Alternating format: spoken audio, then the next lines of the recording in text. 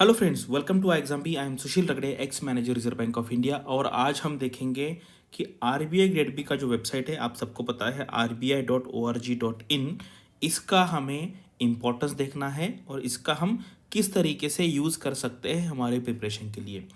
अगर आप interview stage में पहुंचते हैं, यानी कि आप फेस टू क्लियर करके इंटरव्यू तक पहुंचते हैं, तो आपको डेली इस पे कम से कम 3-4 आवर्स यहाँ पे स्पेंड करना पड़ेगा। ये मतलब एक टाइप का इन्वेस्टमेंट है। यहाँ से आपको सारी इन्फॉर्मेशन मिलेगी आरबीआई ग्रेड बी के इंटरव्यू के लिए। लेकिन आप फेज़ टू का भी प्रिपरेशन कर रहे हैं, वहाँ पे भी इसका यूज़फुलनेस बहुत है, मैं आपको बताऊंगा। और फेज़ वन के लिए भी आपको क्या क्या देखना है ये भी हम देखेंगे। यानी कि अगर आप आरबीआई ग्रेड बी का प्रिपरेशन कर रहे हैं और अगर आप आरबीआई ग्रेड बी का वेबसाइट यानी कि रिजर्व बैंक ऑफ इंडिया का वेबसाइट नहीं देख रहे हैं, तो आप बहुत बड़ी गलती कर रहे हैं। ऐसा बिल्कुल नहीं करना है। आपको डेली एटलीस्ट एक बार विजिट करना है। प्रीलिम्स के पहले है तो 5-10 मिनट बहुत हो गए। अगर आप मेंस की तैयारी उस एंगल से देख रहे हैं तो आपको कम से कम 30 मिनट स्पेंड करना पड़ेगा। और इंटरव्यू की अगर बात आती है तो डेली 4 आवर्स आपको यहाँ पर स्पेंड करने पड़ेंगे। चलो वीडियो स्टार्ट करते हैं। तो आप ये है आप आरबीआई का वेबसाइट www.rbi.org.in। आप में से काफ़ी लोग इसको विजिट करते होंगे और जिन्होंने नहीं किया है वो ये स्टार्ट करना चालू कर दे, आपको विजिट करना है। ये सारे सेक्शन है यहाँ पर देखेंगे। तो फ्रंट पेज पे यहाँ पर देखो करंट रेट्स के बारे में है, फंक्शन वाइज है। यहाँ पर आपको क्या क्या लेटेस्ट चल रहा है इसके बारे में यहाँ पर इंफॉर्मेशन मिल।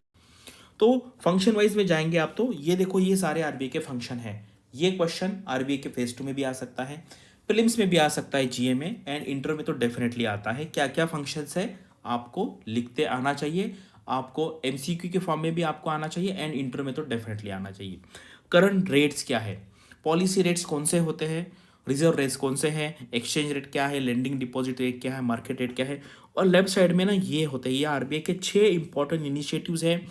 यह है फिनटेक है, रिटेल डायरेक्ट है, आरबीआई म्यूजियम है, यह मनी है, मोबाइल एडेड नोट आइडेंटिफायर है, आरबीआई कहता है, एंड ये है आरबीआई, यह है रिजर्व बैंक ऑफ इंडिया। आपको पता है यहाँ पे आपको इंटरनल ऑम्बुड्समैन स्कीम है, आप यहाँ पर कंप्लेन रेज कर सकते हैं। तो बहुत ही इंपॉर्टेंट है आरबीआई के वेबसाइट। तो ये मैंने आपको जो दिखाया था, अलग अलग फंक्शन है। जैसे आप मॉनेटरी पॉलिसी को क्लिक करेंगे तो आपको क्या अंदर क्या क्या दिखेगा। फाइनेंशियल इंक्लूजन डेवलपमेंट डिपार्टमेंट है, कंज्यूमर एजुकेशन एंड प्रोटेक्शन है। ये आरबीआई के इंपॉर्टेंट फंक्शंस है।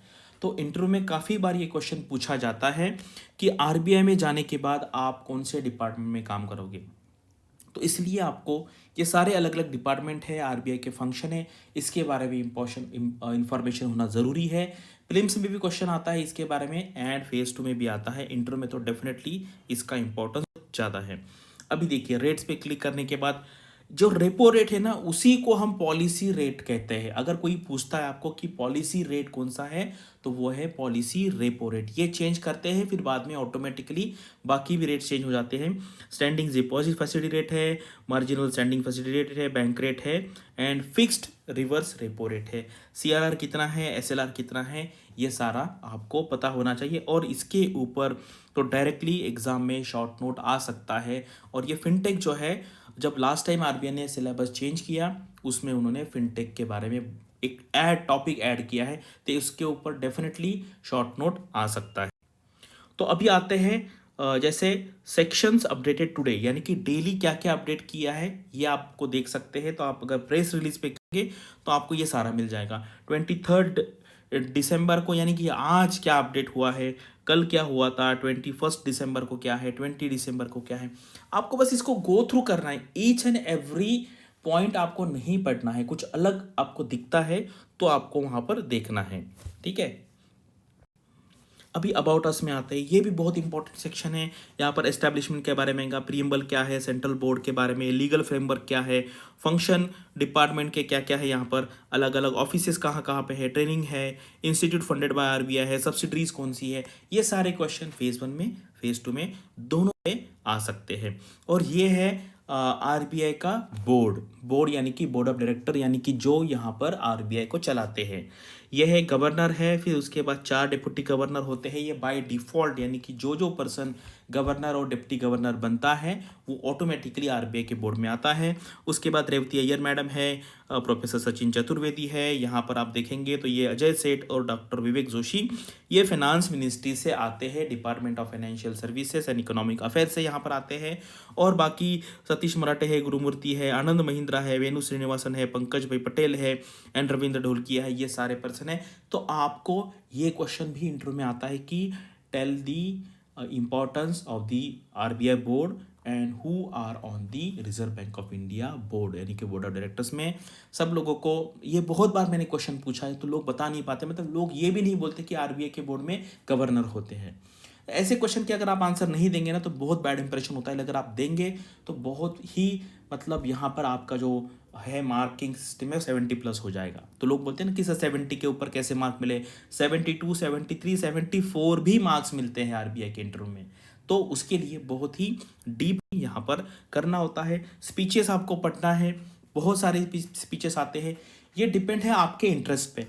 देखो कुछ जो लड़के जिनको जाना ही जाना है आरबीआई में कुछ भी करके, वो नहीं पूछते सर ये मैं करूँ क्या वो नहीं करूँ, सब वो बोलते सर आप बताओ मैं करूँगा, आप बताओ मैं करूँगा, आरबीआई का एनुअल रिपोर्ट मैं पढ़ूंगा, मंथली बुलेटिन में पढ़ूंगा। वो एक्सक्यूज़ नहीं करते। मैं पिछले 10 साल से स्टूडेंट को गाइड कर रहा हूँ, 10,000 के आसपास मैंने स्टूडेंट देखे हैं, तो वो कभी पीछे नहीं हटते। अगर ये मैं बताऊंगा ना वो सारे पढ़ लेंगे, सारा पढ़ लेंगे।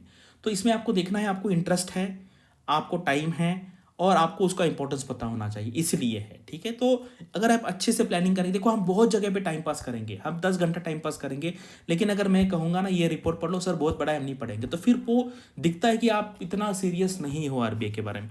ये जब पढ़ेंगे ये सारे स्पीचेस है तो आपको ऐसे इंसाइट्स मिलेंगे ना वो आपको कहीं पर भी नहीं मिलेंगे, ना क्लास के नोट्स में मिलेंगे, ना आपको कोई बताएगा, क्योंकि directly governor deputy governor level के जो लोग होते हैं वो डायरेक्टली वो बात कर रहे हैं वहाँ पर। तो इसलिए ये पढ़ना ज़रूरी है। ये अभी आप पे डिपेंड है, आप कुछ यहाँ पे स्क्रीनिंग भी कर सकते हैं, सिर्फ गवर्नर के पढ़ो, सिर्फ कुछ डिप्टी गवर्नर के पढ़ो, ये डिपेंड है आपका इंटरेस्ट है उस पर। लेकिन मैं तो कहूँगा कुछ भी छोड़ना नहीं चाहिए।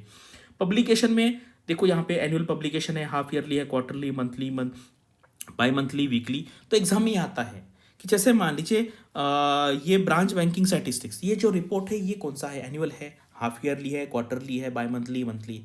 तो इस तरीके से एनुअल रिपोर्ट सिर्फ 2 टाइप के हैं, एक एनुअल रिपोर्ट है जो आता है ईयरली एंड दूसरा है report on trend and progress of banking in India.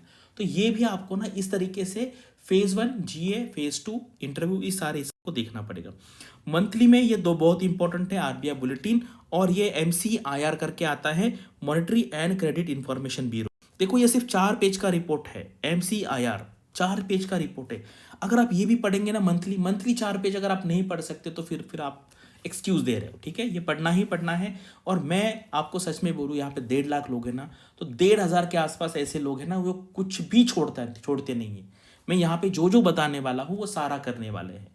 आप खुद को पूछ लीजिए कि आप कितना टाइम पास करेंगे XYZ चीज़ में। अगर मैं कहूँगा ये पढ़ो तो बोलेंगे सर हमारे पास टाइम नहीं है। तो आपको खुद को पूछना है कि यार whether really I want to go to into this organisation और नॉट, ये आपको यहाँ पर पूछना पड़ेगा। ठीक है, तो ये सारा देखो, ये एक तो इंटरेस्ट है। देखो मैं आज भी ये पढ़ता हूँ, अभी मुंबई में कॉन्फ्रेंस हुआ था BFSI समिट का, मैं पेपर में भी पढ़ सकता था उसके बारे में, लेकिन मैं वहाँ पर गया, 2 दिन में वहाँ पर था, गवर्नर से मिला, सारे बड़े बड़े लोगों से वहाँ पर मिला मैं। तो ये क्या होता है, आपके इसमें एनर्जी आ जाती है, वहाँ का जो ताम झाम पूरा देख के आपको लगता है यार मुझे भी इस सिस्टम का पार्ट होना है। ठीक है, तो आपको बाहर जाके भी देखना है, वहीं से भी काफ़ी एनर्जी आपको मिलेगी। ठीक है, अगर आपको देखो क्या है वो सारी बातें होगी। अभी ये रियल एग्जाम की बात आ गई, रियल यानी कि डायरेक्टली प्रीवियस ईयर के क्वेश्चन। आप हमारे वेबसाइट पे जाइए www.iexambee.com पे जाइए। ठीक है, वहाँ पर प्रीवियस ईयर क्वेश्चन का एक टैब है, वहाँ पर जाके देख लीजिए, पूरे पेपर है प्रीवियस ईयर के, फेज 2 के, ये फेज 2 के पेपर है। यहाँ पर आपको जाके एटलीस्ट देखना है। मुझे पता है आप में से 1% लोगों ने देखा होगा, ये 1%, उससे ज़्यादा बिल्कुल नहीं। जाके देख लो, सॉल्व मत करो। ठीक है, देख लो कि किस टाइप के क्वेश्चन आए। देखो सॉल्व तो करना ही करना है, ये आपको बहुत डिफिकल्ट लगेगा कि सर मुझे आरबीआई में जाना है लेकिन मैं सॉल्व नहीं करूँगा, ये बहुत डिफिकल्ट लगेगा, लेकिन एटलीस्ट मिनिमम ये तो कर सकते हैं, जाके क्वेश्चन तो पढ़ के आओ कि क्या पूछा था, इंग्लिश में क्या ऐसे पूछा था, एमसीक्यू में क्या पूछा था, बस उतना ही जाके देखना है। बस इतना भी अगर आप करेंगे तो you are on the right track. एक स्मॉल स्टेप है, जिनको करना है ना ये सारे करके बैठे हैं बच्चे, सारा करके बैठे, ये सारे क्वेश्चन सॉल्व करके बैठे, जीए छोड़ दो बाकी सारे क्वेश्चन देख लो। तो ये इतना पैशन अगर आप में होगा ना तो ही फिर वो आरबीआई में जाने की बात बनेगी। 1.5 लाख लोग में से 1% भी नहीं, अगर आप देखेंगे ना 250 डिवाइड बाय 1.5 लाख करेंगे ना तो ये 0.2% के आसपास आता है। यानी कि 1000 में 2 लोग जाने वाले हैं, 1000 में दो के आसपास अप्रोक्सीमेट। ठीक है, तो कितना कंपटीशन करना पड़ेगा ये आपको देखना पड़ेगा। ठीक है, तो आपको अभी सीरियस होने का टाइम आ गया है। और आरबीआई में हम काफ़ी सारे कोर्सेस ऑफर करते हैं, अलग अलग है। आप यहाँ पे कॉल कीजिए और पूछिए आपको कौन सा कोर्स सूट करता है। और अभी क्रिसमस का हमारा ऑफर चालू है, यहाँ पर आपको एक गेम है वो प्ले करना पड़ेगा, तो वहाँ पर आपको 55 से लेके 70% तक डिस्काउंट मिलेगा।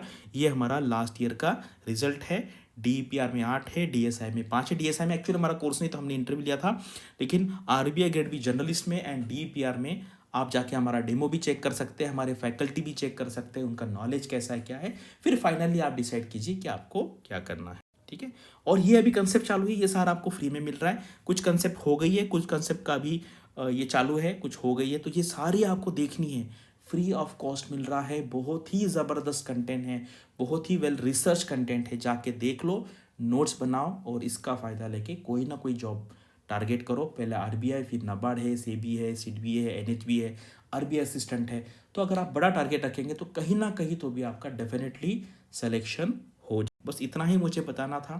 ठीक है, आरबीआई वेबसाइट बिल्कुल नहीं छोड़ना है, डेली जाके देखना है और उसका अच्छे से यूज़ करके आरबीआई ग्रेड बी में आपको आरबीआई में मैनेजर बनना है। और मुझे मौका दीजिए आपका सक्सेस स्टोरी करने का। Thank you for watching this video and all the best for your studies and upcoming examinations.